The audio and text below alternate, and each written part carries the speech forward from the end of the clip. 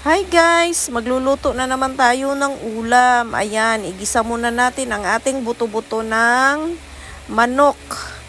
Tapos, ayan, isabay-sabay na natin paggisa ang ating sibuyas, kamatis at bawang.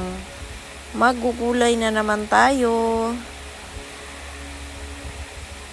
Gulay, pampahaba ng buhay. Ayan, halo-haluin lang natin.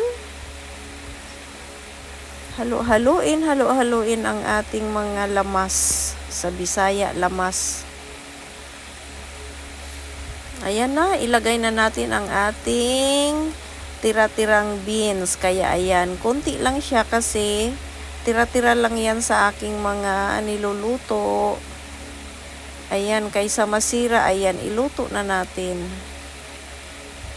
Gisa-gisa, takpan lang natin yan para medyo maluto-luto. Pagkatapos ay isunod na natin ang ating carrots at ang ating cabbage, ang repolyo. Ayan, 1/8 na lang yata yung ating repolyo.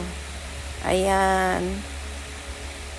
Ang ating tinimpla dyan ay paminta powder, kunting asin, kunting patis at